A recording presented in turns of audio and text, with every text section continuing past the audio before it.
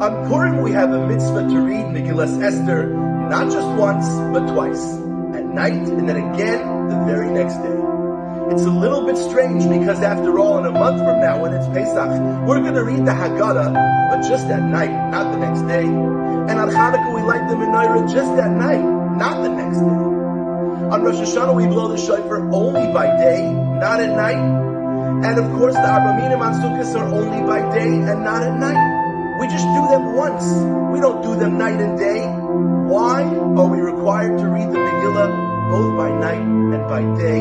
What is the message here? When we read the first reading of the Megillah at night, it's our first exposure. We're reading it with fresh eyes and ears.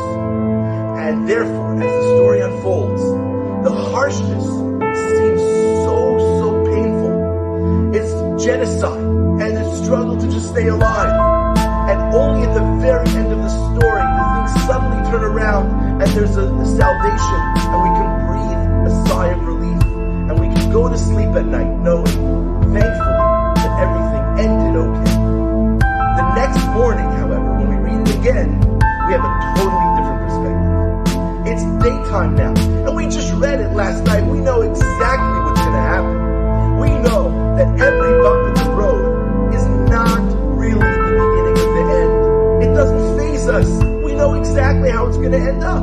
Everything's going to be fine. And therefore, not only are we not scared by those bumps in the road, we actually view them as necessary steps which bring forth the victory and the salvation.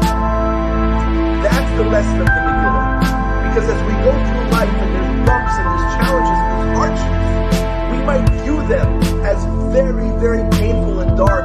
But again, it's only because we're looking at them in the dark. The Megillah tells us, read it again, see it the next day from a different perspective, and you'll